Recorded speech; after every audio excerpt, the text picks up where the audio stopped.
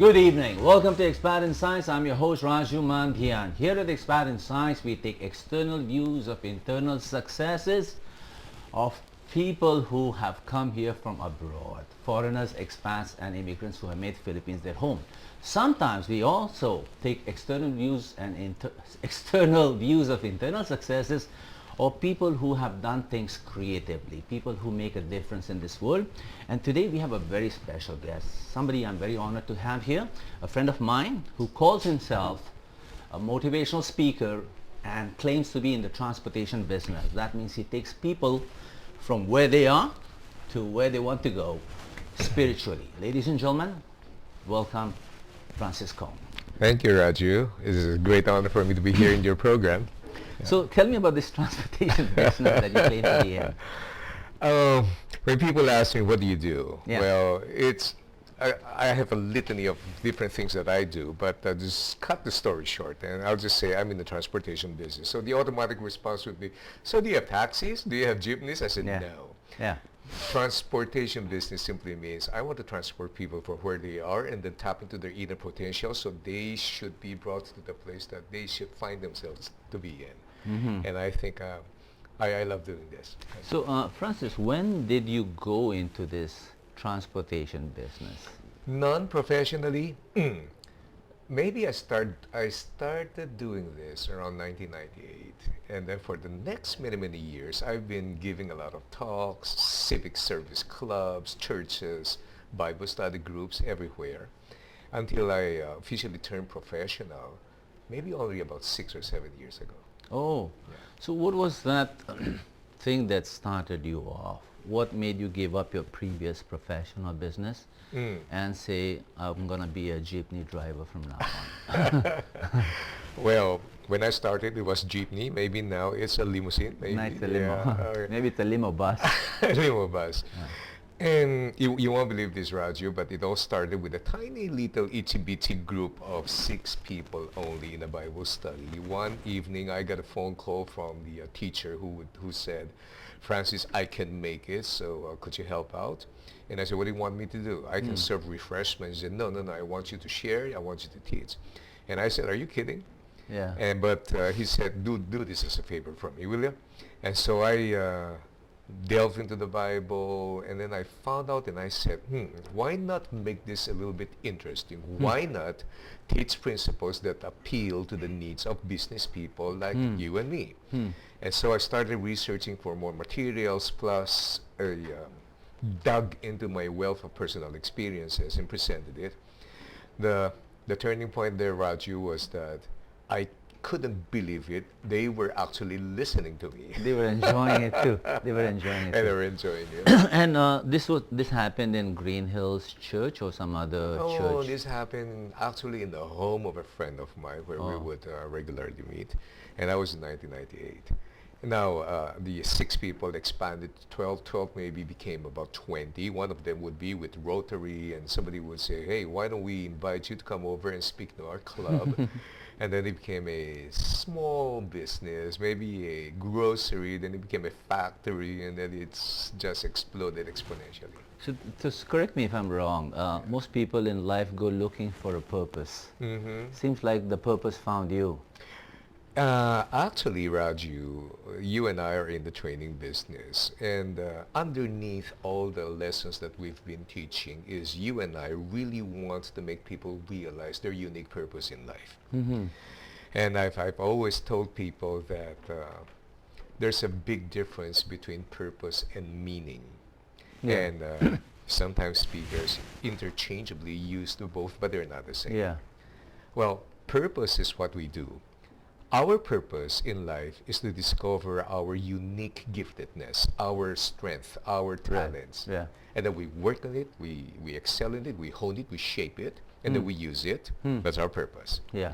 Now meaning comes, Raju, only and only when we give our purpose away. Cite an example, Francis. Many business people have discovered their purpose in life, and what would that be? Creation of wealth. Right. They found a business, they enrich themselves. Yeah. Now the key operative word there is they only enrich themselves. They kept it to themselves. Right. Right.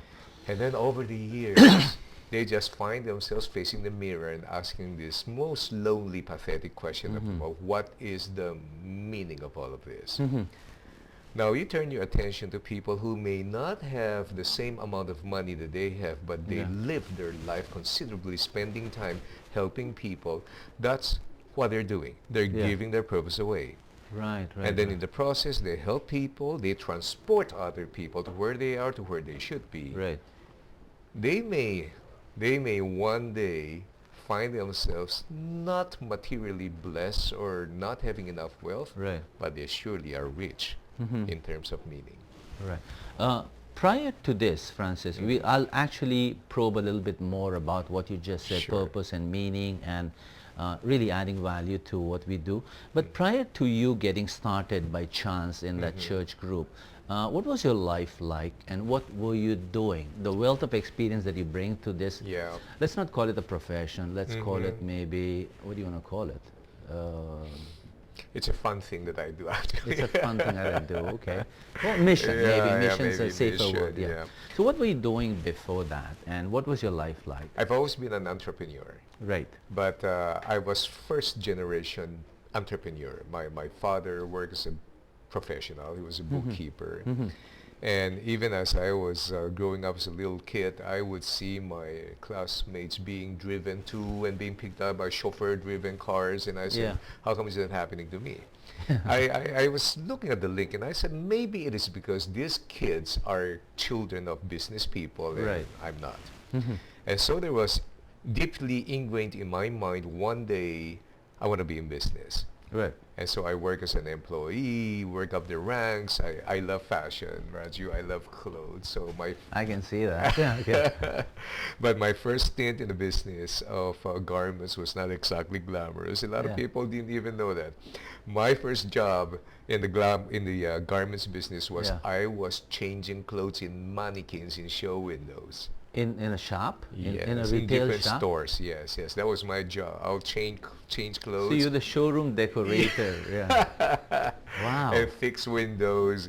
Now there's a nice term for that. It's called visual merchandising. Visual That's, merchandising, that's what it's called. Okay. But that's essentially what I was doing. This was for a store that we know, or the store? This is for a garments company. For a company, not a retail outlet. No. But we supply the retail outlet. Then I set my eyes on the next step, which would be the sales. Yeah.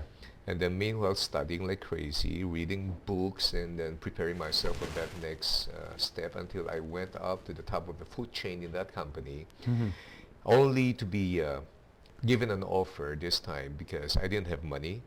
But there are people who's got excess talent with little money, meeting people with excess money with little talent, and they want to form together. And that was exactly what happened. We formed our first own garments company, manufacturing. Yeah. And I spent the rest of the 17 years of my life doing that. And this was in what part of the country? What part of Philippines was Here in this? Manila. Metro Manila? Metro Manila, but the products came nationwide, so we distributed all across. Francis, we'll be taking a break in a few minutes, but I want to ask you one more question about your past before we take that break. So those 17 years from being a visual merchandiser to a successful business owner, and you distributed nationwide, then you moved into this mission, this purposeful mission that you are into. Yes. In those 17, 18 years, what kind of a person were you? I mean, compared to what you are today, no? What's the essential difference? If I was to go back in time and look at Francis in 1975 or 1980, and today in the year 2005, what are the difference between these two images? Well, before 1985, doing business for me was a game. Yeah. I mean, the smartest wins. Yeah. And so you use all of your mind to be shrewd and to take advantage over somebody else. In other words, I was an opportunist at that time. Yeah. But then I realized at the end of the day, some people get hurt in the process. Okay. And I wouldn't want to get the feeling too. Right. So that radically changed my mind after that. Right. Okay, Francis, pleasure meeting you. And it's wonderful to get an insight into your past life. We'll come to your present life, and we'll take up the topic of inspiring excellence. Today we do not have that little sign that comes up on the TV. So our topic tonight is inspiring excellence, and our guest is, of course, motivational speaker Francis Kong. So let's take that break, and we'll come back and talk to him some more. I'm your host, Raju Mandhyan. Please stay with us. Good evening. Welcome back to Expat Insights. I'm still talking to Mr. Francis Kong, the motivational speaker of the Philippines, and we are on the subject matter of inspiring excellence, which also happens to be the tagline of his business. So let's find out from him, what does it mean to inspire excellence? But before we say inspiration, let's talk about what is excellence, Francis. What is excellence? In my seminars, I would ask my participants that question. And the typical answers I would be getting would be being the best that you can be, or doing your best. And my response is, what if your best is not enough? And so for me, a very good and practical definition for the word excellence is delivering beyond what is required. From the perspective of the customer, from the perspective of the market. From anything. Yeah. Like for example, if your kid is required 75% to pass the grade and Right. he delivers 75 or 78%, he's not excellent. He merely complied. Right. But if he delivered beyond what is required, like 98, 99, he did not comply. He committed. Yeah. Now that brings you to an entirely different level. Right. So excellence is that, and then what would be, I'm pushing you a bit around here, no? What would be significance then? Significance is finding meaning in what you do, and not only that, because that's very self-focused, the outcome of which is making a difference in other people's, like positive difference. So excellence could be in a product, a profession, or service, or Right. something that's measurable, but significance would be involving some spiritual satisfaction. Not only spiritual, but for example, I produce a product Yeah. wherein you expect it to deliver it this way. The moment you use it, this expression comes out of your mouth, say, wow, look at this. This can even do something more than what I expected. So it produces positive feelings in me because I find advantages using the product. Now that's excellent for you. Right. Now, you claim that you are in the profession of inspiring excellence, no? Inspiration vis-a-vis motivation. Any difference? I was really hoping that you would ask me that Thank you, question. thank you. Thank you. I hope I ask you all the questions that you want me to ask you. It'll be fun. We never even practiced this, right? Now, the whole country now seems to be calling me Francis Kong, the country's most sought after motivational speaker, but just between us, Yeah. and maybe among all of us, I don't like the word motivation. Because if you take a look at the word motivation, it seems to be a compound word, maybe, not exact science, but it seems to contain the word motive and maybe close enough to the word action. Now, Raju, I don't know what your motives are, and I certainly cannot take your actions in your behalf. You're right. Therefore, it is my firm belief Yeah. that nobody can motivate anyone except the self. Right. Yeah. And so people who think I can motivate you seem to be wanting to prey on your skin-deep emotions.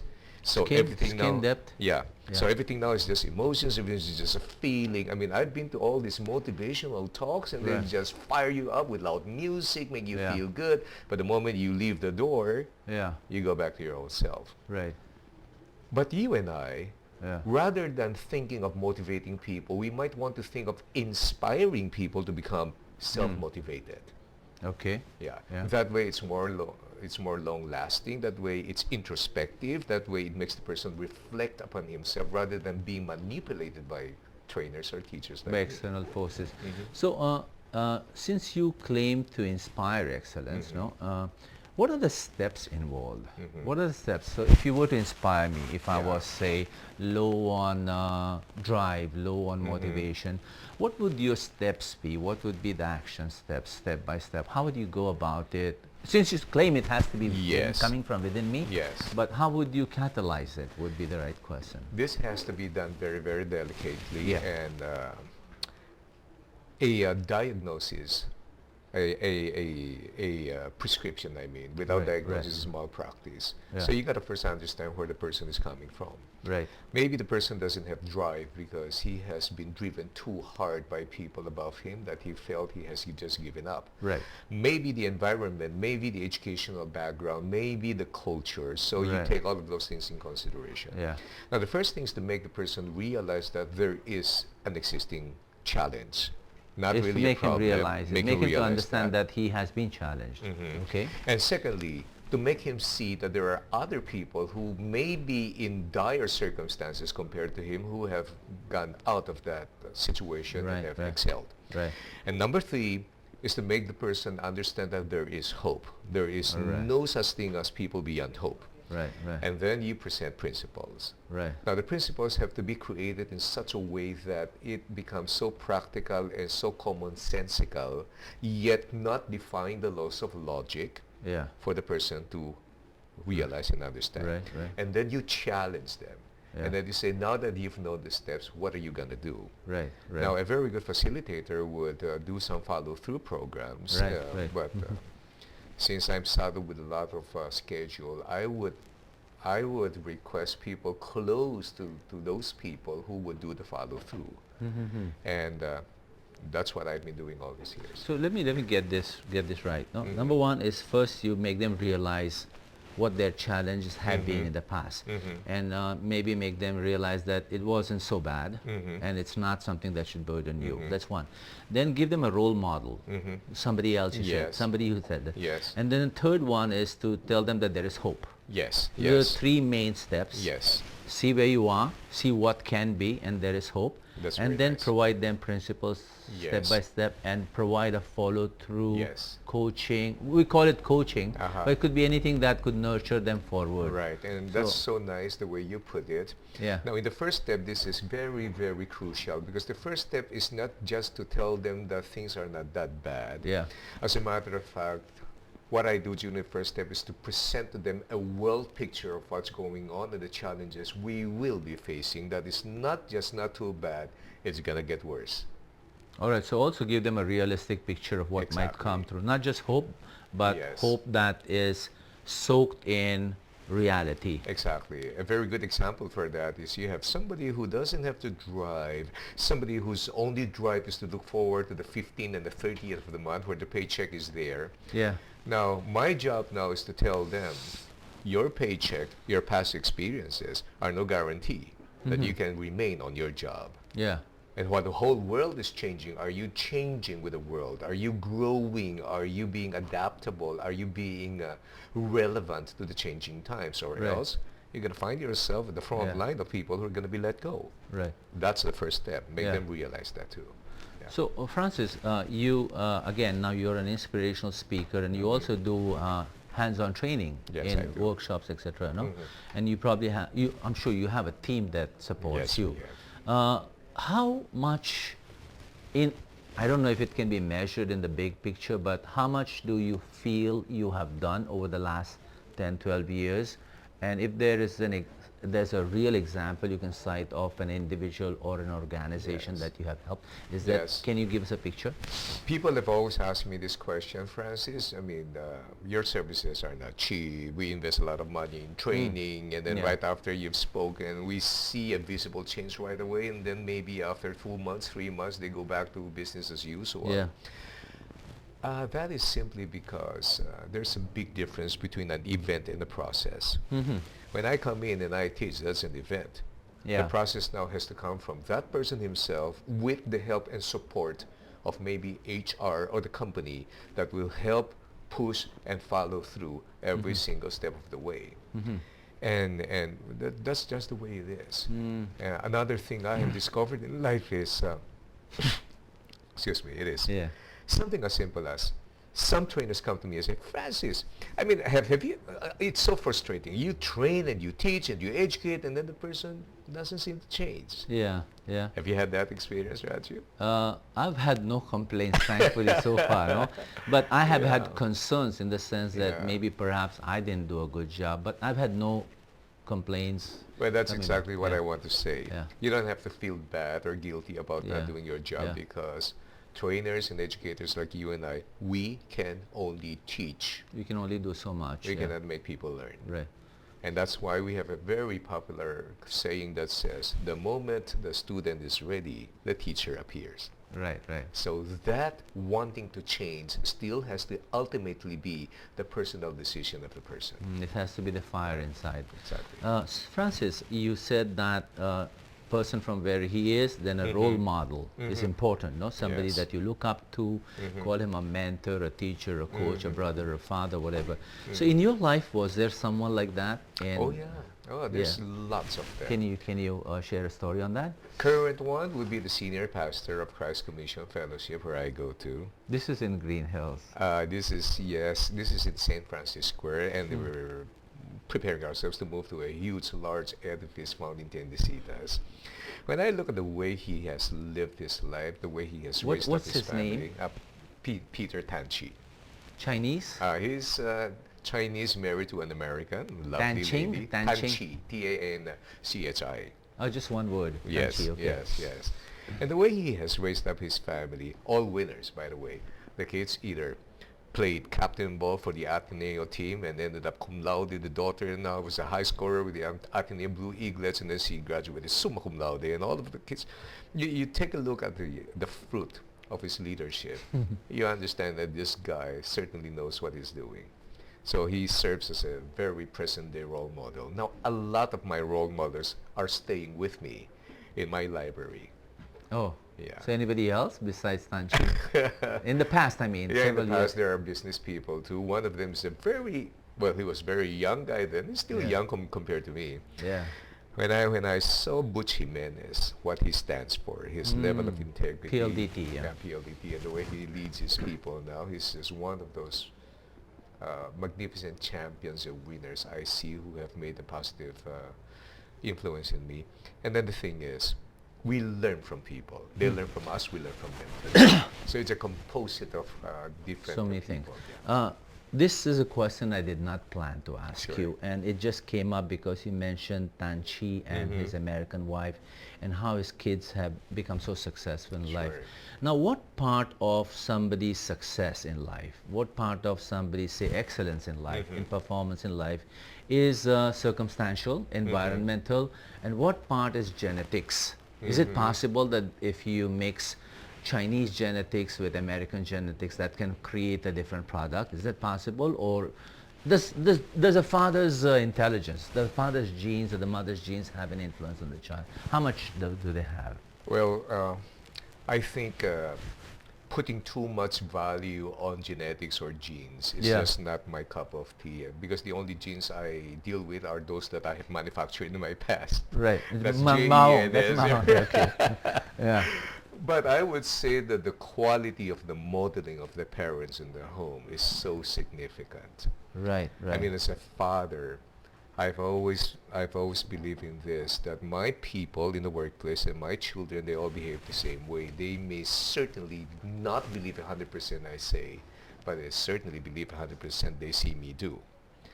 Last night, I forced myself to stay awake until about 1:30 to 2 o'clock, just giving support to my son who was playing the drums in an album launching that they had. You know, these are things that I need to do.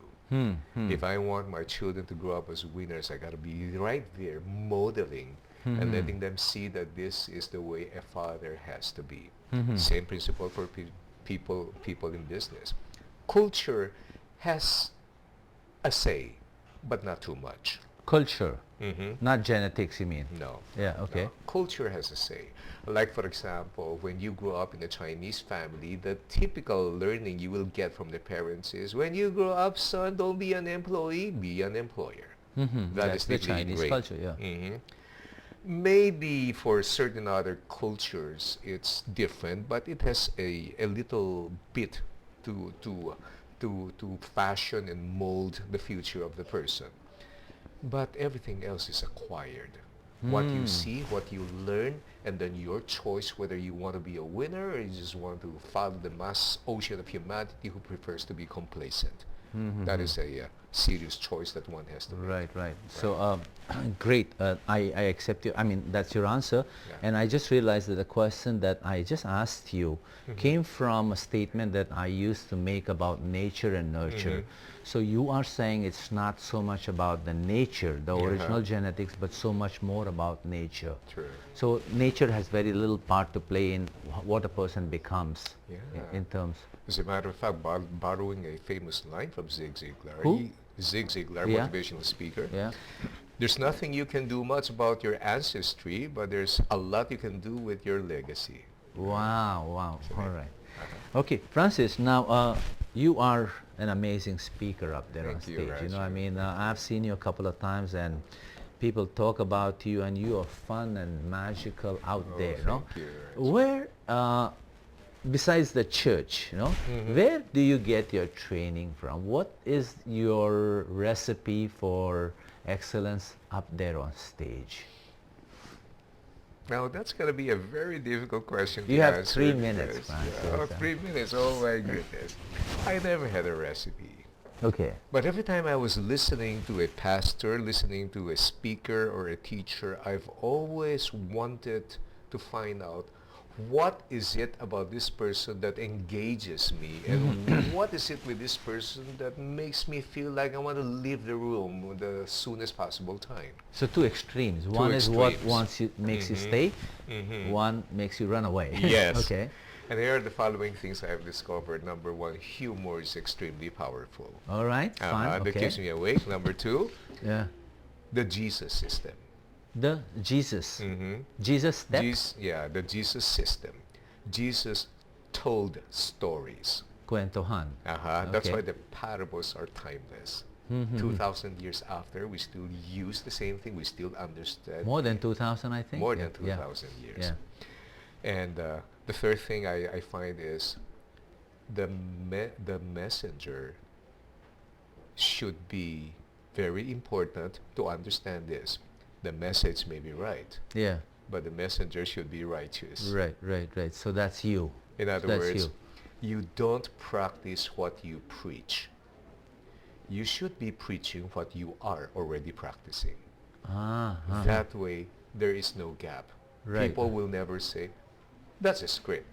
Oh, okay. People will never say, well, it's just saying that to make us feel good. Right. But people are going to say, this guy is who he is. He is authentic, or authenticity is very important. Wow. Fantastic. Let me summarize. Right. So to be magical on stage or to be phenomenal on stage is number one. Maybe it's not in that order for you: humor, Yes. storytelling, and then your personal self, Right, your personal right. authentic self. Right. So three things. So if I just have humor and story and I'm not it, I'm not the message, I do not perform the message or live the message, then I won't sell. What if I have a message and I don't have humor and story? Well, you may appeal to certain groups of people who don't Yeah. have humor too. Yeah. There's a group of people who are very analytical and Yeah. very, Yeah. left brain. Yeah. And that's okay. But in general, especially talking to the Filipino audience, they love humor. They love it. to laugh. They love stories. And, All right, that's what it Francis. is. Thank you very much. You're So humor, welcome. storytelling, and yourself is the most important one. Right. We'll take a break on that. Okay. We'll come back and ask you about what you see in the future for yourself in this All right. country, Francis. Thank So you. thank you for watching. I'm your host, Raju Mandhyan. We're still with Francis Kong, and we're talking about how to inspire excellence in others. And he just said it's humor, storytelling, and being the person that you talk about. So stay with us, and we'll come back. Welcome back to Expat in Science. I'm your host, Raju Mandhyan. We're still talking to Mr. Francis Kong, the inspirational speaker, not the motivational speaker. And he just told us that to be inspirational, you have to be funny, you have to tell stories, and you have to be a true person, as an authentic person. So now let's talk to him about what the future holds for him. Francis, how do you see yourself? Okay. This is a dumb question. This is one of those vision questions, no? How do you see yourself 10 to 20 years from now? Where are you going? Well, Raju, there's no such thing as dumb questions, only dumb answers. So the pressure is on me, right? I've always believed that Filipinos are good communicators. Okay. Now, the thing that makes me wonder is why is it that there are very, very few Filipinos that are getting out of this country doing training at the same time? So I said, maybe I should be looking at one day where I will get out of the borders of our local geography and then do training abroad. Wow. Because So we are communicators. You got to understand that. Yeah. That day has come. I never realized that I will be doing a lot of training outside the Philippines, but mostly to Filipinos outside the country. Wow. So that's where you are going. When I was young, I never realized that one day you will find Filipinos all over the world. The diaspora. And many of them are not just in low-paying construction jobs. Many of them are professionals. Right, right. Mhm. Yeah. There's also a reason why in a couple of months from now, I'm going to take a serious pay cut, travel to 23 cities in Europe. Oh, I'm sorry, 13 cities in Europe, do 2 talks per city within the span of about 34 days. Whoa. And so our Filipino overseas workers and professionals are excited now. They're organizing it. So I'll just go from one place to another place, give talks, challenge them to how to manage their money, make their marriage relationship last, and then be productive and all of those things. And it's a pay cut, but the purpose is there, and the meaning certainly is. So this is like being a rock star of public speaking then. No? It's like Tina Turner and Michael Jackson going on a world tour. And people would always say, Francis, can I go? That's not going to be glamorous. In fact, my wife is coming along with me, so I'm practicing her now. So, sweetheart, look, that's the Eiffel Tower. Snap the picture. Let's go move on. When do you Yeah. start this? I've actually been doing this a couple No, of years ago. the 23 country tour. Middle of June. You're gone? Yeah. From I'm the gonna country? be away, for about 34. That's why I say it's a serious pay cut for me. Oh, right, right. But the enormous benefit and meaning out of doing this will be That's a fantastic. strategic move in terms of what you do, no? Mm. Well, I also want to find out where are you going as a human being, Oh. not just as a professional speaker, but as a human being. Where do you see yourself 25, 20 years from now? Well, I see myself probably being a good grandfather to my grandchildren, which I don't have yet. I Okay. see myself being the inspiration behind my successful business people who are called my kids, and they're no longer kids. Yeah. And I see myself so old and probably not moving so fast, but still speaking behind the microphone. That's what you People want to be would get doing the- oh, 25 yes, years yes, later. yes. So as you walk towards the brightness in your life, no? What do you want people to say about you? 25 years, year 2045. What are people saying about Francis? I'd love Kong? to hear people say, why can't he stop speaking? Why can't he stop talking? Shut up! Shut up. All right. Francis, now a little bit about your culture, your ethnicity, no? Yeah. Chinese. And you are really more of a Filipino than a Chinese as I see it. Yeah, when I started out with my speaking career, people have a difficult time introducing me. I've been called, well, ladies and gentlemen, welcome, Francis Kong, Song, Fong, Long, and Pong. And, In the Philippines? In You the had a Philippines. okay. And I've always said I sound, sometimes I speak like an American, I dress up like a Japanese, I look Chinese, I have an identity crisis, but I'm actually Filipino by heart. I'm Yeah. 75% Chinese, by the way, Yeah. but I've fallen in love with this country. But the global picture of the Chinese person or the Chinese nation, where do you think the world is going? Is China someday gonna be the leader, and what will happen to the Chinese that are spread across other ethnicities? What's your global view there? China is probably the leader already. It is. Right, Yes. okay. I mean, if you take a look at, in terms of economic progress and the enormous amount of money that they have. Right. But that's just one aspect. You have to understand that there is what is called the bamboo network. These are now, Bamboo? yes, Okay. this is now the network of overseas Chinese gathered all over the world. I mean, Yeah. you put all of those wealth together, that's enormous. Okay. Now, Chinese people are essentially very hardworking people, Yeah. but they should not lose their values. Right. So the important thing to understand is, as a study of civilization would go, all the major civilizations died and went down, not because of outside threat, but because of internal decay. Right. Like the Roman Empire. Exactly. Yeah. And that's why prosperity, success, money is a Yeah. heavy responsibility to bear. Yeah. You've got to have the old-fashioned sense of humility and a sense of wanting to help others who are in need, and understanding that success is never a destination. It is a continuous travel day by day.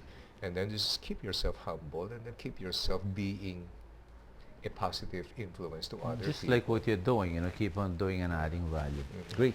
Francis, our interview is coming to an end, and I thank you so much for the insights. But before I let you go, I have two questions, and I have a couple of minutes to go. All right. One question is, do you have a favorite quote, something that in times of darkness, in times of trouble, you say, let me go back to that quote and let that quote inspire me, even though you say inspiration comes from within, but is there something that helps you light that fire? What is that quote? Certainly. What is that story, if you wish? Yeah, some people call it slogan, some people call it quotation. I call it my personal life verse, Life verse, okay.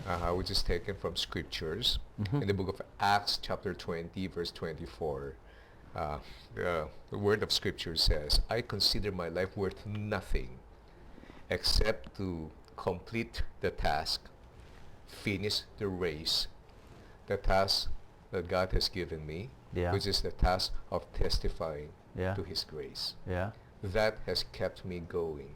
Right in the middle of personal attacks upon me and my family from people I used to love who don't understand me, apart from the fact that you get so physically exhausted and the challenges are there, that has always been there. Right. And that's my guiding verse. Finish the task, complete the race. That's from Acts. Yeah. Acts 20:24. All right. Thank you very much. That's You're a welcome. lovely quote or lovely life verse. Now, I have asked you all the questions that I had on my little drawing over here. Is there something you want to tell your audience, your followers, your community of people who call you Brother Francis or Speaker Francis? So, the TV camera is yours for the next couple of minutes. Well, I get a little nervous when people call me Me too. brother. I too. That's why I'm not looking at it. Well, I'd like to say that life is essentially very, very short. Every single day is a gift from God. We got to make all positive use of it. And I've heard a lot of people say that we got to make a difference in this world, and that's good. Yeah. But if you want to up it another level, you want to level it up, don't make a difference in this world. You got to make this world different. All right. And then make it better. And it's got to start from us. So it's a bigger challenge. Right. Salamat po, mabuhay, welcome, and Raju. Godspeed Thank you. in whatever you do. And when you go to those 23 countries, send me a postcard every now and then. Pleasure having you here. Thank you very much. So that was Mr. Francis Kong on Inspiring Excellence. I'm your host, Raju Mandhyan, and this is Expat Insights. Thank you for watching, and we'll see you next week.